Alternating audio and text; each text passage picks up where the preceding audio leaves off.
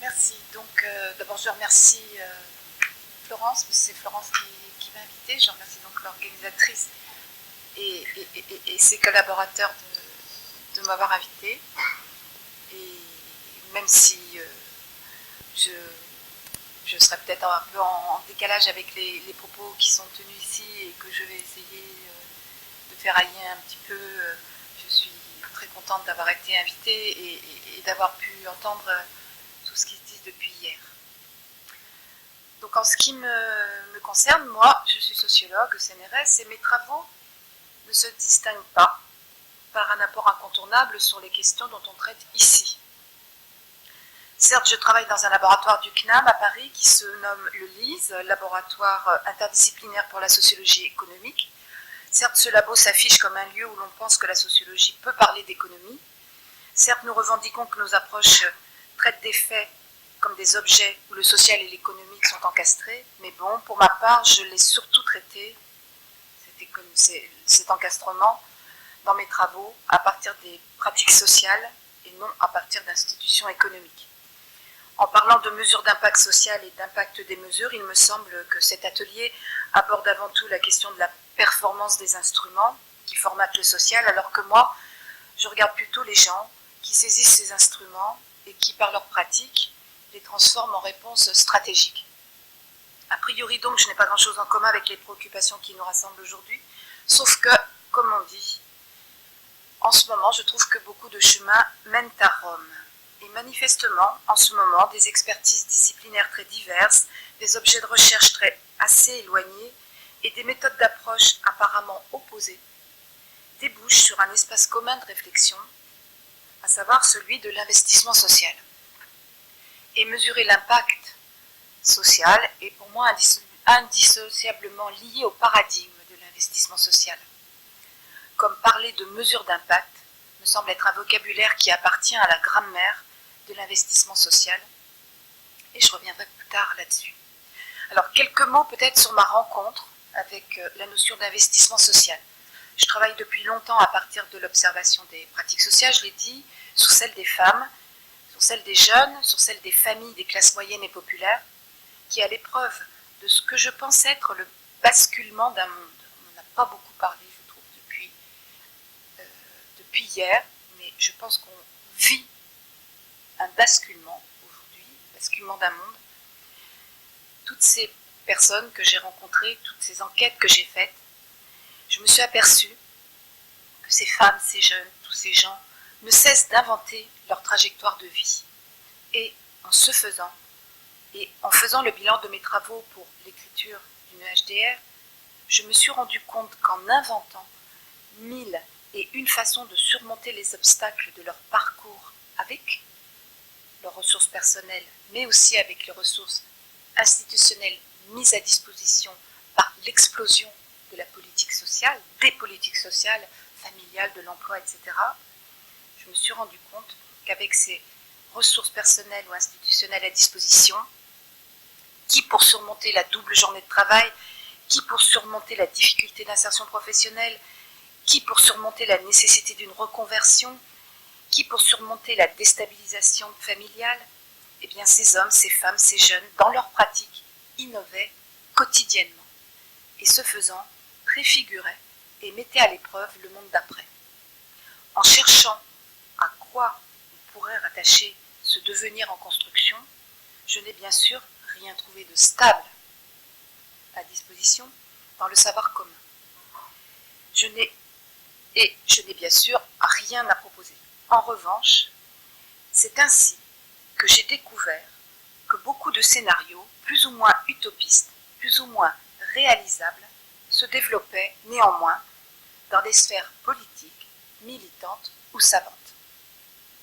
Je me suis rendu compte aussi, il y a plusieurs années déjà, il y a une dizaine d'années maintenant, que mes préoccupations sociologiques, mes approches constructivistes, mes méthodes d'enquête qualitatives et mes terrains d'enquête localisés résonnaient profondément en cohérence avec la notion d'investissement social. Alors comment j'ai fait ce parcours? Eh bien, je remercie à nouveau, à cet égard Florence, car c'est dans le cadre du projet européen Dynamo, qui portait sur la dynamique des modèles d'emploi nationaux, qu'elle m'a demandé en 2005 de réfléchir sur l'orientation que prenait le modèle de protection sociale français. En acceptant, j'ai alors découvert à cette occasion toutes les innovations contenues dans la mise en forme des nouveaux outils de portage social en France. Je me suis rendu compte qu'au-delà des apparences, un effort phénoménal était accompli pour penser l'État social dans des référentiels disruptifs.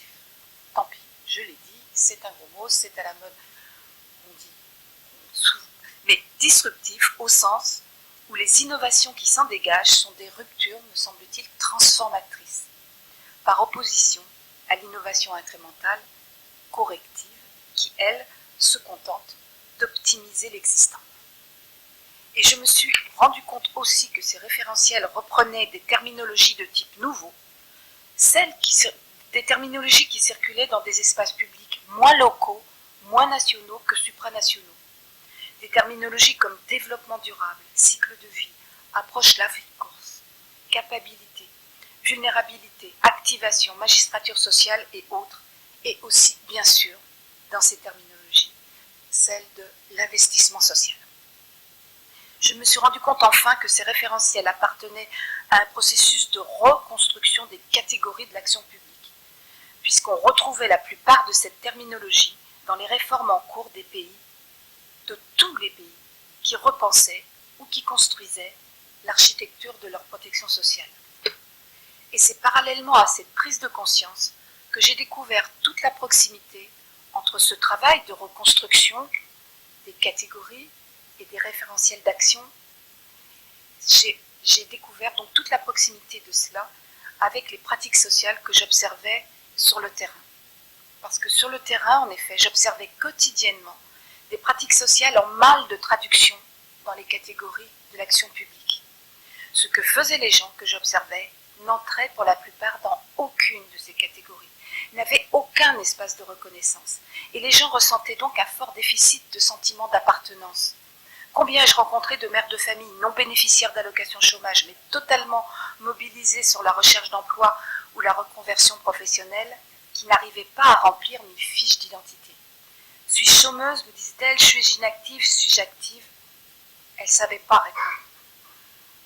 Combien de jeunes ai-je rencontré sans ressources identifiables, mais qui se débrouillaient, qui étaient surbookés mais sans emploi, qui étaient en colère mais pas en galère, et qui ne savaient pas non plus répondre. Autrement dit, j'ai compris dès le début des années 2000 que d'un côté, la plupart des populations que j'observais parlaient de flou d'appartenance, de déni de reconnaissance, d'invisibilité, voire de sentiment d'imposture quand ils utilisaient pour s'en sortir des dispositifs de l'action publique pas faits pour eux. Et qu'à d'un autre côté, eh bien, je découvrais quand même une formidable machine à réformer qui était en marche. En France, comme dans la plupart des pays dans le monde. Alors je travaille maintenant depuis des années là-dessus. Et c'est sans doute ce qui a amené Florence à m'inviter au workshop d'aujourd'hui. Alors ma réflexion est plutôt tournée vers un paradoxe que nous ressentons. Enfin, mon travail depuis effectivement une dizaine d'années est tourné vers un paradoxe, celui que nous ressentons tous et que l'actualité ne dément pas. Et ce paradoxe est comment peut-on penser qu'une formidable machine à réformer est en marche alors que dans la plupart des pays, et en France tout particulièrement, on ressent des atmosphères de fin de régime qui cognent sur un vide abyssal en matière d'alternatives crédibles.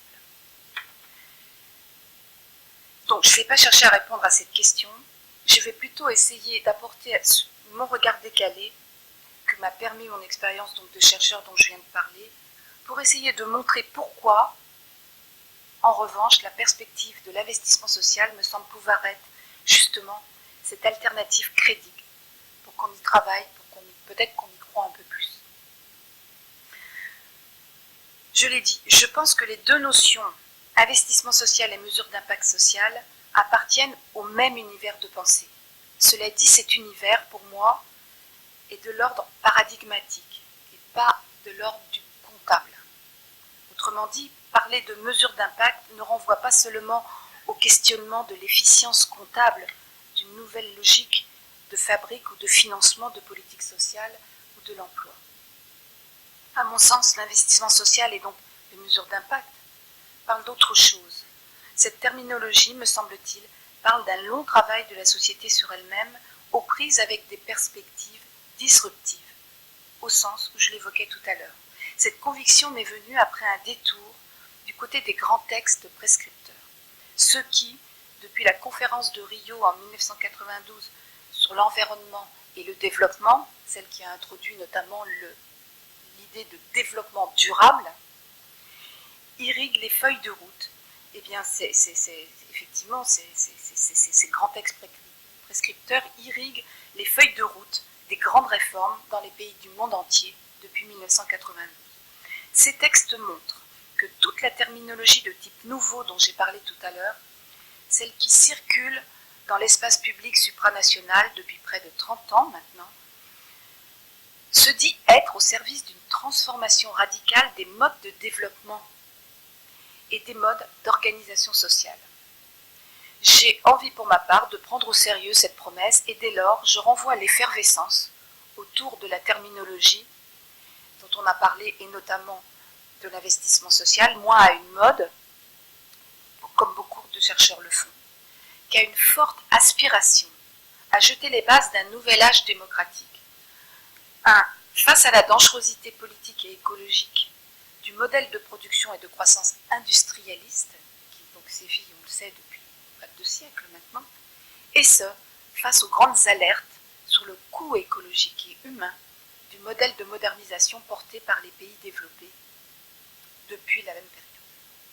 J'adhère donc à l'idée que dans cet espace public supranational s'affrontent des logiques politiques, économiques, éthiques, morales et financières, dans des rapports sociaux souvent non inégalitaires, c'est vrai, mais que cet espace public est vivant et depuis quelque temps qu'il montre aussi sa puissance régulatrice. Et me semble-t-il, ce qu'on a vu à Paris avec la COP21 semble le conforter.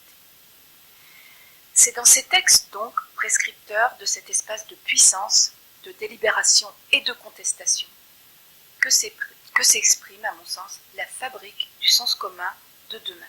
Et c'est là que j'ai trouvé pour la première fois la notion d'investissement social. Et c'est ainsi que ce qui m'a intéressé, c'est la proposition d'en faire un imaginaire social alternatif à l'imaginaire social des sociétés salariales des premières modernités. Tout en acceptant l'idée, bien sûr, que la notion d'investissement social est et reste encore aujourd'hui un mot méthode. Et qui dit méthode dit méta, après, au-delà, et odos, voyage. Un mot méthode est donc une notion qui, en dehors de la certitude d'un point de départ et d'un point d'arrivée, n'entend rien de certain, ni sur le sens de son contenu, ni sur la nature du chemin, ni encore moins sur l'état d'arrivée de ceux qui cheminent. Je trouve qu'en France, on a laissé peu de chance à cette notion d'investissement social, de cheminer. Et ce que j'entends depuis 2 jours, alors que vous insistez beaucoup sur l'idée de dire c'est neuf, c'est jeune, ça a 2 mois, ça a 6 mois, ben je trouve que non seulement on s'empare tardivement de cette notion, mais on la coupe de sa genèse, de son histoire et des enrichissements issus de son cheminement depuis 30 ans maintenant.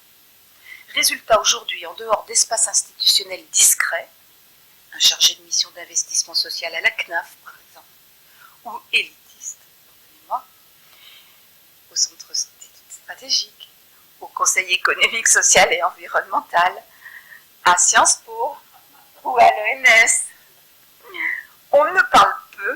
On parle peu d'investissement social et on s'accorde encore moins sur ce qu'on entend par là. Il est pourtant clair que, par exemple, tant dans les réformes de la RGPP, puis aujourd'hui dans celle de la MAP centrale et territoriale, ou dans les dispositifs de portage et d'action sociale, toutes les réformes qu'on a connues en France depuis 20 ans sont allées puiser à la notion d'investissement social. Dès lors, il m'a semblé envisageable d'aller chercher quel contenu récurrent on pourrait trouver pour définir cette notion, un contenu sur les objectifs, sur les moyens et sur le mode du financement d'une telle perspective investissement social. Alors, je vais essayer de très résumer brièvement ce que je pense avoir trouvé. Eh bien, moi, je mettrais dans les objectifs que c'est avant tout de produire, l'objectif, c'est produire un individu pour le développement et la croissance, et non l'inverse. Cela signifie ne plus être dans une économie de production de biens manufacturés pour en retirer de quoi permettre aux êtres humains de vivre et d'être protégés, mais à l'inverse, c'est investir dans la production de l'humain, d'où la sémantique de social. C'est pas qu'on va s'intéresser à l'économique et qu'on va s'intéresser et que l'investissement maintenant faisait ses profits sur l'économique et maintenant il va faire ses profits sur le social. Non, c'est que l'objectif du développement, c'est plus l'économique, c'est l'humain. Et donc, investir dans la production de l'humain, c'est ça qui est social. Et ce, pour mettre à la disposition des gens une économie d'usage de biens et de services qui les feront vivre et qui les protégeront. Cette logique inversée de développement s'affiche dans une sémantique, la production des potentiels et des possibilités humaines et sociales, qui convoque une figure de l'individu différente en regard de celle inscrite dans le projet des régimes d'État-providence classiques. Un individu moins assisté, plus autonome, et une autonomie qui s'éloigne de l'injonction à la responsabilité individuelle dans la mesure où l'individu doit être actif, oui, car c'est le citoyen qui doit développer, mais qui ne doit pas être seul face à l'adversité. Ce sont les équipements et les accompagnements qui vont permettre. Et on retrouve là l'idée d'Amartya Sen sur le fonctionnement. Alors, sur les moyens que se donne l'investissement social, moi je mettrais au chapitre des moyens autre chose que peut-être ce qu'on y met d'habitude. Parce que si l'on prend au sérieux la volonté de promouvoir les potentielles possibilités humaines et sociales, on comprend que toutes les interventions, toutes les activités liées à la valorisation du capital humain, qui dans un pays comme la France fait partie de l'activité sociale, eh bien, toutes ces activités sont concernées et dans un pays où l'État est fort, cela interpelle fortement le rôle de l'État et le fonctionnement de ses services. Dès lors, cela va supposer de nouvelles logiques de gestion et d'intervention qui signifient notamment de quitter la logique de standardisation des prestations, celle qui s'attache à l'état d'un individu, au profit d'une logique d'intervention sociale, celle qui s'attache aux situations concrètes de la singularité d'une personne. Est-ce qu'on raisonne dans un paradigme ou dans un autre? Qu'est-ce que cela signifie?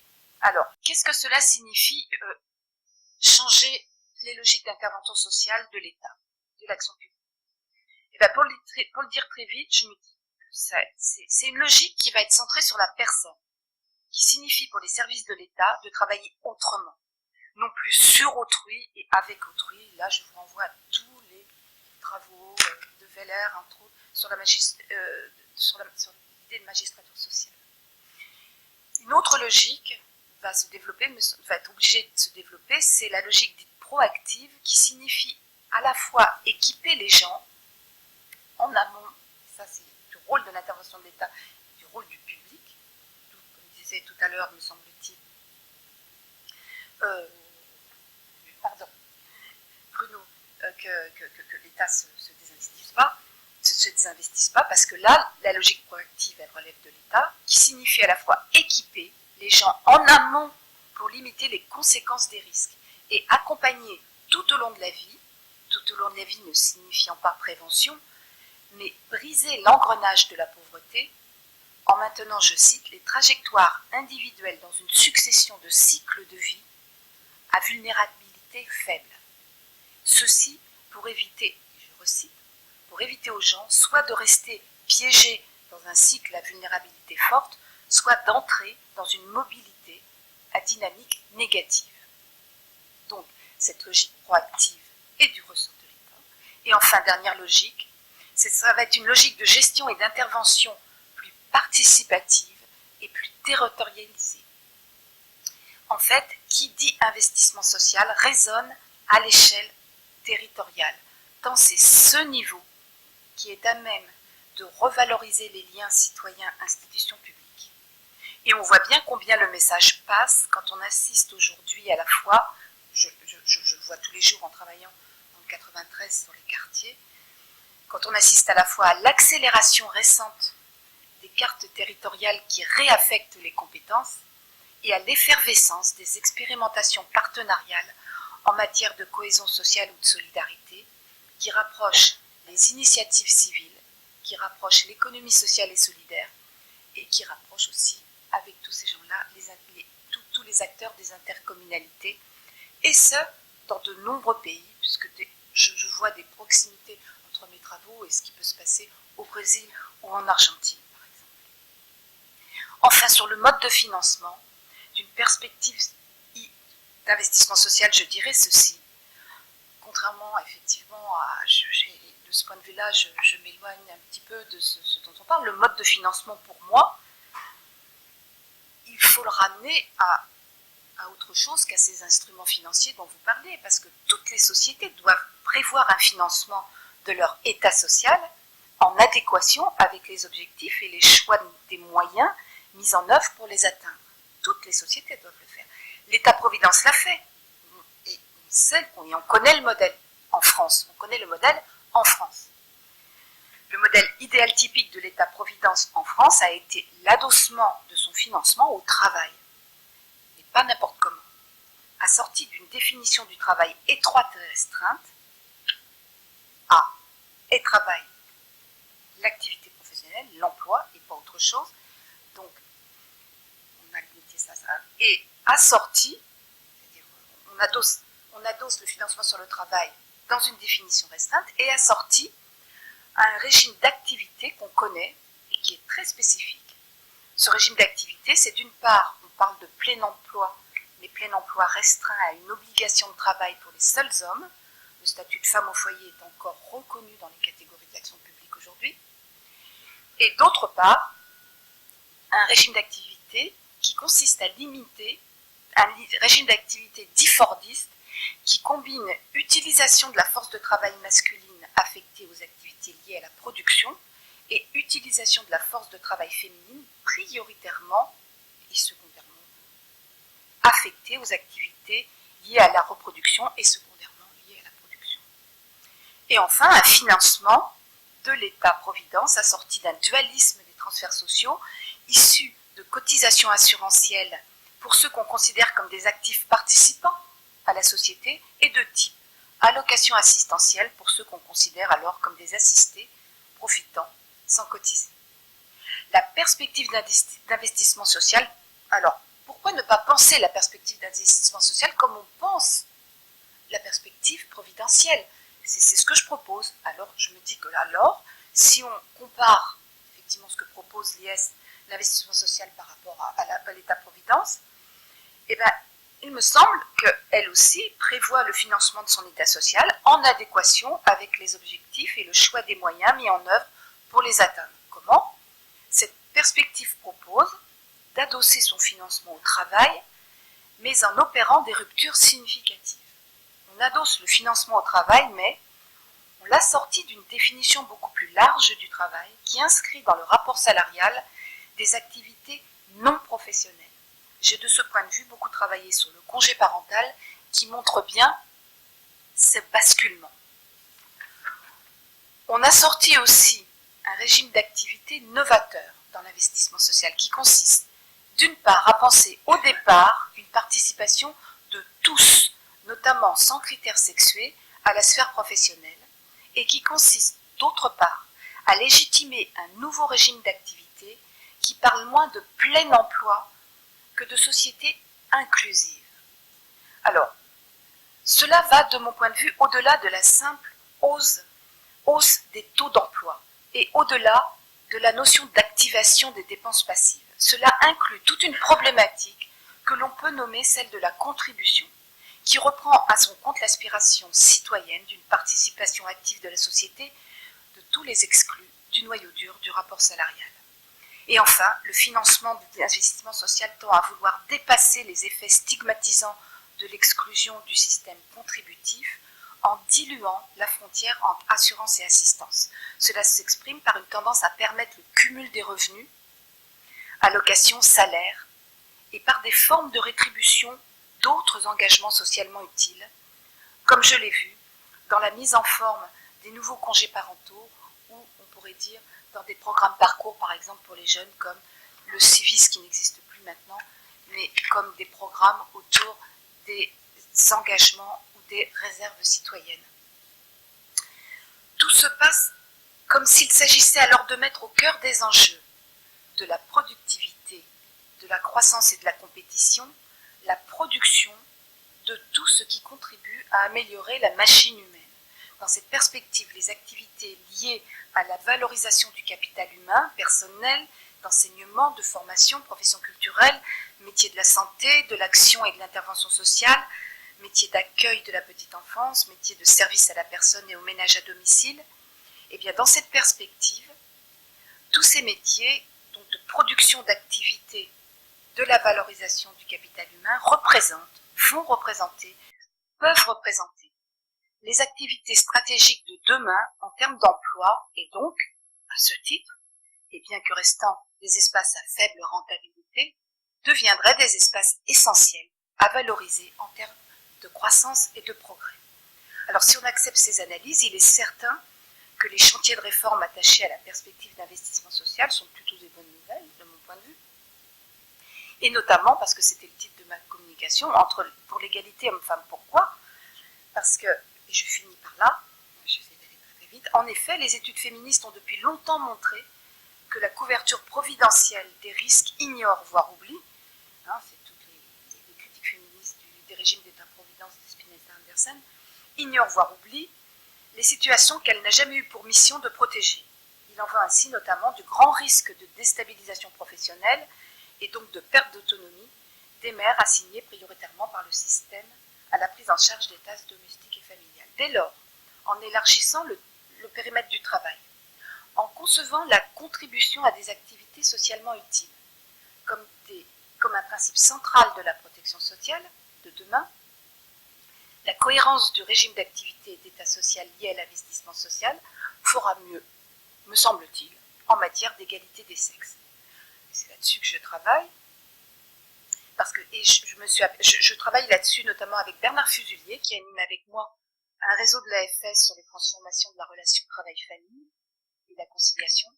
Et nous travaillons là-dessus en ce moment, dans le paradigme investissement social, nous voyons le socle organisationnel d'une société salariale alternative, qu'on pourrait appeler une société contributive.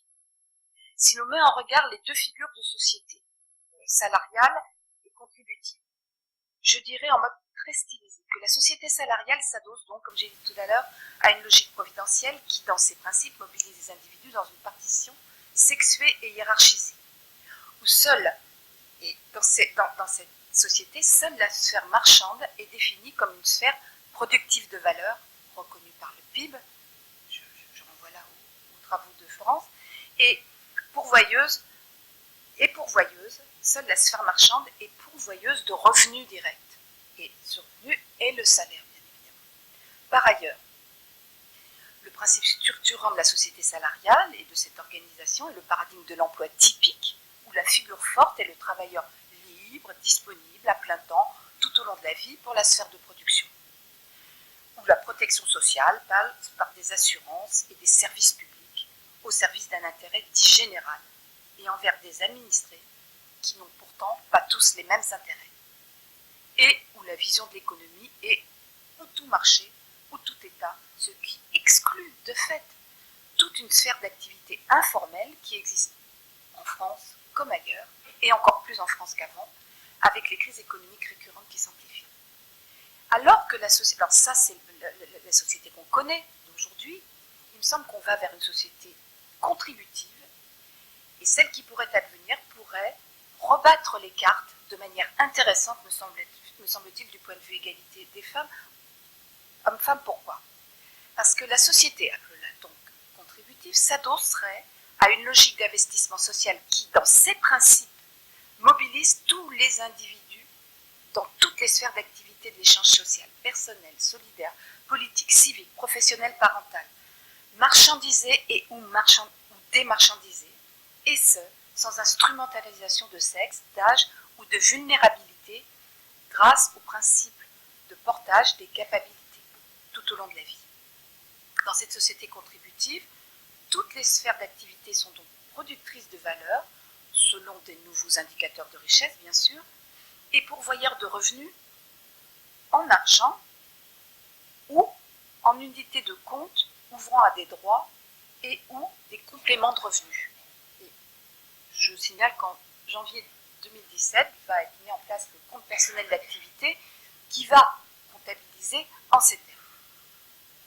Ici, le principe structurant de cette organisation n'est plus le paradigme de l'emploi, mais autre chose, dont la figure forte n'est plus le travailleur libre et disponible tout au long de la vie, qui exclut complètement donc les femmes, qui ont, elles, en charge prioritairement la famille, mais toute personne qui peut et souhaite mobiliser sa force de travail selon sa disponibilité et ses capacités dans une des sphères d'activité de la société, et là, hommes et femmes auront le choix de s'engager. Ici, la reconnaissance du travail n'est plus le salaire, mais le revenu décent, dont la définition et le contenu, bien sûr, doivent être discutés, négociés et garantis par un ordre collectif. Ici, la protection sociale par des services garantis par l'État sur les grands risques de la vie, mais aussi par des solidarités civiles au service de l'intérêt collectif, garanties par l'État, mais pas mises en œuvre forcément par l'État, dont certains, et bien sûr pas toutes, seront donc peut-être financés par des nouveaux outils comme les cibles dont on a parlé, mais pas seulement. J'en ai parlé tout à l'heure, c'est ce dont je parlais tout à l'heure, j'y reviendrai si vous voulez. Donc je dirais donc pour conclure qu'en ramassant sous un même état professionnel beaucoup d'engagement d'activité des gens, en effaçant progressivement les frontières stigmatisantes entre travail et hors travail, entre actifs et inactifs, entre chômeurs et incapables au travail, pour toutes ces raisons, une telle société qui puise son organisation au paradigme de l'investissement social me semble vaincre beaucoup d'obstacles qui existent encore aujourd'hui à l'égalité entre hommes et femmes, et à ce titre semble être une ouverture vers une redéfinition en profondeur de l'ordre du genre. Et ce au profit des femmes, mais aussi des hommes, bien sûr, car si le logiciel envisage pour les hommes et les femmes la possibilité de rééquilibrer les temps sociaux tout au long de la vie autour de la pluralité croissante des engagements et des modes d'exercice de ces engagements, eh bien c'est aussi une bonne nouvelle pour les hommes. Donc, vous l'aurez compris, je suis surtout intéressée par une acception non comptable et plus globale de l'IS, de l'investissement social, et cette lecture de l'IS me semble compatible avec la notion de mesure d'impact, voire même avec la notion de rentabilité. Comme peut être rentable le fait de mettre aux commandes des activités liées à la valorisation du capital humain, en renvoyant à... Voilà, comme peut être rentable aussi cette nouvelle façon de lutter contre la pauvreté par le maintien des capacités, si l'on pense à la restauration et à la récupération de forces de travail disponibles chez tous les exclus de l'emploi que cette orientation promet. Voilà. J'ai encore une phrase, je peux ? Une. Cela dit, il est certain, comme je l'ai dit, que le sens de la perspective d'investissement social est loin d'être stabilisé. L'introduction en France d'outils financiers comme les CIB fait même soupçonner plus d'un que l'expérimentation sociale adossée à de l'investissement financier privé pourrait être le nouvel Eldorado de gros retours sur investissement. Alors pour cela, je dirais juste que l'investissement social est intéressant aussi parce que le capitalisme est soluble dans cette perspective. Et c'est peut-être une bonne nouvelle, on voit en effet que le marché est en train de faire main basse sur l'économie collaborative ou sur l'entrepreneuriat social, mais avec un garde-fou extraordinaire. Pour être rentable dans ces domaines, on a intérêt, au sens fort et économique du terme, à être vertueux, c'est-à-dire à avoir des résultats tangibles, et donc à réussir dans les projets sociaux sur lesquels on a investi. Une nécessité qui s'adapte donc, me semble-t-il, à la violence économique et peut-être une voie de progression vers une autre économie plus durable et plus équitable.